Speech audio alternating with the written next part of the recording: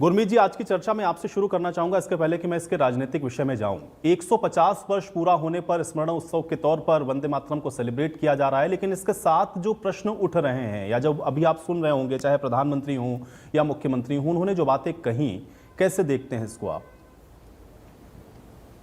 देखिए, इस तरह के गीत पर आपत्ति होना जिसमें मातृभूमि की बात की गई है, जो हमारी संस्कृति में कहा जाता है, और हमारे पूरे स्वतंत्रता आंदोलन में जब पूरा देश एकजुट था, उस तरह के गीत पे कोई भी विवाद होना वो बहुत दुर्भाग्यपूर्ण मानता हूं मैं। क्योंकि देखिए, शायद कुछ लोगों को नहीं पता होगा कि ये नॉवेल तो आनंद मठ में बंकिम चंद्र चटर्जी ने लिखा था इसको 1876 में, या थोड़ा सा उसके बाद किश्तों में वो प्रकाशित हुआ था। पहले वो जो आनंद मठ उनका उपन्यास था वो एक किश्त में छपा था, बंग दर्शन या किसी पत्रिका में। जी जी।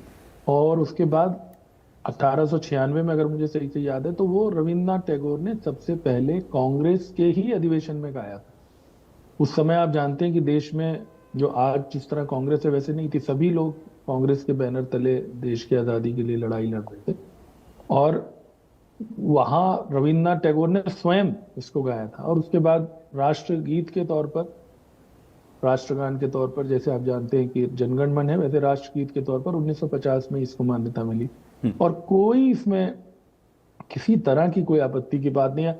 अब ऐसे तो जनगण मन को लेकर भी बड़ा बीच में विवाद रहता था कि वो उन्होंने इसलिए इसके लिए लिखा था, उसकी प्रशस्ति में लिखा था, इसके लिए भी लिखा। एक बार जब कोई चीज हमारे देश में स्वीकार की गई है राष्ट्रगीत के तौर पर या राष्ट्रगान के तौर पर, दो दो ही हैं, और संयोग से दोनों ही बंगाल से उनका ताल्लुक है। और हम जानते हैं रविंद्रनाथ टैगोर ने तो बांग्लादेश का भी जो राष्ट्रीय गान है वो लिखा हुआ है। कितनी बड़ी बात है, और उसको लेकर किसी भी तरह का विवाद, अब कब बैन हुआ, किसी ने उस पर क्यों आपत्ति की, ये ठीक उसी तरह है जैसे कई बार गीता को लेकर भी विवाद होता है कि गीता क्यों पढ़ा रहे हैं आप, बाइबल क्यों नहीं पढ़ा रहे, या आप ये क्यों नहीं पढ़ा रहे। कौन रोक रहा है पढ़ने में? लेकिन अगर कोई गीता भी पढ़ना चाहता है या कोई सरकार अगर उसको पुश कर, ऐसी कोई चीज नहीं लिखी। ये सारी वो चीजें हैं जो बल्कि हमारी वैल्यूज को बढ़ाती हैं, हमें इनकलकेट करने के लिए कहती हैं। उसमें कोई एक धर्म के लिए या एक उसके लिए नहीं। इस देश में सभी लोग उस समय, अब मैंने अभी कहा कि सभी लोग कांग्रेस के बैनर तले जुड़े थे, और रविन्द्रनाथ टैगोर से लेके और सभी लोग। थोड़े बहुत डिस्प्यूट कभी किसी नेता के, कभी किसी नेता के, आजकल मैं देखता हूँ वो भी बहुत कई बार बढ़ा चढ़ा के बात होती है कि पटेल साहब ने ये कहा था, नेहरू साहब ने ये कहा था, गांधी जी का ये कहना था, अंबेडकर जी का ये कहना था, और सुभाष चंद्र बोस का ये कहना था, और एक क्रिएट किया जाता है डिवाइड। जबकि देखा जाए तो ये सब लोग देश की आजादी के लिए, सब लोग हमारे राष्ट्र नायक हैं, और ये लोग सब लोगों में समझ थी। ये भी कहीं ऊपर बैठ के शायद हंसते होंगे जब हम लोग इनके नामों को लेकर आपस में लड़ना शुरू कर देते हैं कि कौन बड़ा है, कौन महान है। और वैसे भी किसी का कोई पार्ट, मैं हमेशा ये कहता हूँ, चाहे वो कोई राइटर हो, चाहे कोई हो, किसी को भी पार्ट में मत देखिए। अब जैसे उदाहरण के लिए तुलसीदास के लिए लोग कह देते हैं जी उन्होंने कहा ढोल गवार शूद्र पशु। अब एक दो लाइन आप उठा लें किसी आउट ऑफ कंटेक्स्ट, और किसी को भी जब देखिए तो व्यापकता में देखिए। महात्मा गांधी के भी कुछ ऐसे पक्ष थे जिनको लेकर आलोचना हो सकती है, आप असहमत हो, लेकिन इन टोटलिटी क्या कंट्रीब्यूशन रहा। अब जो मैं इन टोटलिटी कह रहा हूँ वो ये है कि राष्ट्रीय आंदोलन जो था उसमें ये गीत ठीक उसी तरह जैसे माखनलाल चतुर्वेदी की पुष्प की अभिलाषा कविता थी, या और कई गीत थे, ये वो चीजें हैं जिन्होंने इस देश को एक सूत्र में बांधने का काम किया। और आज भी देश हमारा तमाम समस्याओं के बावजूद एक बना हुआ है, और हम आगे भी ये आशा कर सकते हैं। तमाम दंगे हमने झेले, तमाम आपने चीजें झेली, विभाजन झेला और झेला। तो ये जो गीत हैं ये तो एक साहित्य का हिस्सा है एक तरह से। जैसे मैंने कहा आनंद मठ उनका उपन्यास है जो बहुत सारी भाषाओं में ट्रांसलेट भी हुआ है। कई बार मैं वही बता रहा हूँ, होता क्या है, किसी एक पर्टिकुलर अंश को आप पकड़ लेते, कोई भी राइटर हो। अब आप कबीर को ही लेके आप शुरू हो जाएंगे, नहीं उन्होंने तो स्त्री की बड़ी वो की है, दूर रहने की बात की है, उसको तो कनक और कामनी कहा है। ऐसा नहीं होता। इन टोटलिटी हमें देखना चाहिए कि किसी राइटर का, किसी उसका क्या कंट्रीब्यूशन है, उस इन टोटलिटी उसने कितनी बातें कही। जरूरी नहीं कि 10 की 10 बातें ठीक हो, 9 बातें ठीक हो सकती है, 8 बातें ठीक हो सकती है, और इस तरह के उसमें तो कोई विवाद वाली गुंजाइश ही नहीं है। अब केवल इसलिए कि कोई एक पर्टिकुलर पार्टी इस पे ज्यादा जोर देती है तो कोई दूसरी पार्टी उससे नाराज हो जाए, ये मुझे नहीं लगता कि ये सही तरीका। अभी मैंने आपको बताया कि वंदे मातरम पहली बार इंडियन नेशनल कांग्रेस के राष्ट्रीय अधिवेशन में जो कलकत्ता में हुआ था 1896 में, उसमें रविन्द्रनाथ टैगोर जो बहुत बड़े महानायक हैं बंगाल के, उन्होंने ही इसको गाया।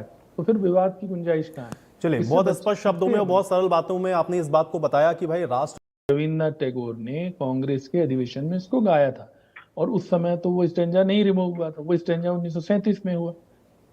और जब इसे राष्ट्रगान के तौर पे स्वीकार किया गया, राष्ट्रगीत के तौर पे, तब भी नेहरू जी ही प्रधानमंत्री थे। तो स्टेंजा हटाया नहीं हटाया, मैं उस विवाद में नहीं जा रहा। मैंने ये कहा कि जो पैरा, अब आप बताइए, आफ्टर ऑल हमारे जो भारत का संविधान है, उसको बनाने में तो संविधान सभा थी, उसमें अंबेडकर जी भी थे, उसमें बाकी लोगों के भी हस्ताक्षर थे।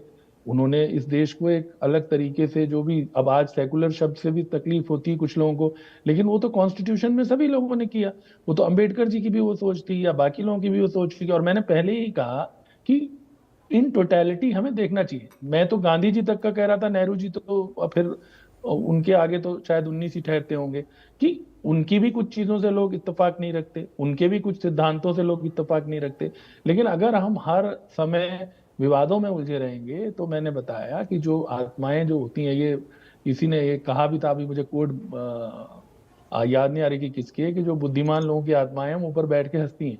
मैंने ये कहा कि वंदे मातरम गीत जो है वो पूरे देश को उसने एक रखा, जोड़ा, और उसने, चाहे वंदे मातरम हो या वो, और जब एक बार, वैसे भी जब हम किसी गीत को स्वीकार कर लेते हैं अपने, अब मान लीजिए, वो तो अब बहुत सारे लोग ऐसे हैं जो कह सकते हैं कि जी कमल के फूल से हमें प्रॉब्लम है क्योंकि वो बीजेपी की निशानी है, तो ये तो कोई बात नहीं हुई, वो भी गलत है अगर कोई ये कहता है। तो हमने कुछ प्रतीक हमारे यहाँ पर हमने स्वीकार कर रखे हैं राष्ट्रीय प्रतीक के तौर पर या अन्य चीजों के तौर पे। उदाहरण के लिए मैंने तो गीता की भी बात की, वो पता नहीं कैसे कहाँ ले गए वो बात को, कि भाई मैंने तो ये कहा कि बल्कि गीता को लेकर भी जो विवाद करते हैं वो गलत है।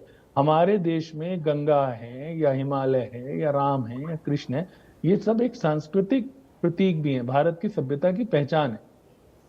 भक्ति काल में रसखान नाम से एक मुस्लिम कवि थे जो कृष्ण की उपासना करते थे।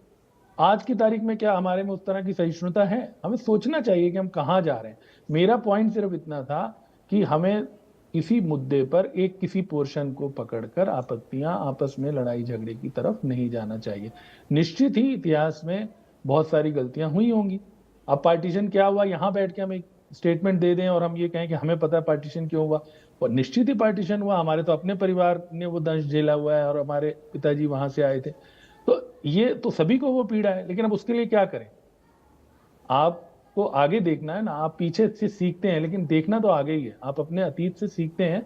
और मैंने पहले ही कहा कि अगर किसी सरकार ने, कांग्रेस ने या किसी और ने किसी समय पर इस पे कोई आपत्ति की, ठीक उसी तरह से जैसे गीता पे कई बार हो जाती है, तो वो सही नहीं है। और हमें इन चीजों से ऊपर उठने की आवश्यकता है। यदि हम देश को आगे ले जाना चाहते हैं तो हमें सभी लोगों को साथ लेके चलना चाहिए। आफ्टर ऑल सभी एक देश के वासी हैं, सरकारें आएंगी और जाएंगी, देश तो रहेगा। और मैंने ये भी कहा कि ये देश इसीलिए एक है क्योंकि यहाँ पर इस प्रकार का एक स्वर हमेशा रहा है, जो स्वर में एक दूसरे के विचारों के लिए भी जगह रहती है और एक उदारता रहती है। उसमें मुझे पर्सनली ऐसा लगता है, आई मे बी रॉन्ग ऑल्सो, कि अभी हम लोग सारे, कोई एक तरफ नहीं है, सभी तरफ जो है एक प्रकार की संकीर्णता की प्रवृत्ति देखने को आती है। छोटी छोटी चीजों पे मैं अब उदाहरण दूं तो लंबी कहानी हो जाएगी। मैं सिर्फ वंदे मातरम का आज 7 नवंबर की दृष्टि से ये कहना चाहता हूँ कि ये जो गीत है ये बहुत प्रेरक है। इसमें कोई दो राय नहीं कि मातृभूमि की वंदना करने में किसी को कोई संकोच नहीं होना चाहिए। जैसे आपकी अपनी माँ है, वैसे हमारी संस्कृति में जो जन्मभूमि है, जो देश है, उसको भी इस रूप में लिया जाता है। भारत माता की भी बात की जाती है, और वंदे मातरम उसी भावना से लिखा गया एक गीत है जिसकी उस समय पर सभी लोगों ने चर्चा की। और मैं सिर्फ बार बार ये कह रहा था कि रविन्द्रनाथ टैगोर ने इसको गाया था कांग्रेस के अधिवेशन में, और उस समय सभी लोग एक थे। मेरे ख्याल से तो जितनी अभी 100 वर्ष मनाए गए हैं आरएसएस के, तो जनसंघ की स्थापना भी उसके बहुत बाद में हुई है, 1925 वगैरह में, अगर मैं ठीक हूँ।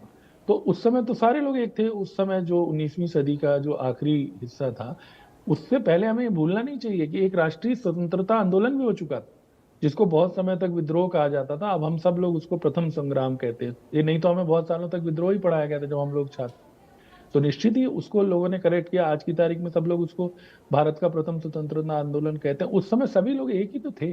तो इसलिए, और जो हुआ है, मैं कब कह रहा हूं कि जी विभाजन हुआ तो वो सही हुआ, या जो अन्य समय पर जो तमाम इस देश ने त्रासदियां झेली हैं वो सही, निश्चित ही उन निर्णयों के पीछे किसी न किसी की त्रुटि रही होगी, या किसी न किसी की ठीक है, जो आप कह रहे हैं कि फैसला उस अब समय जो है। अतीत से सबक लेते हुए भविष्य की ओर देखना चाहिए। इस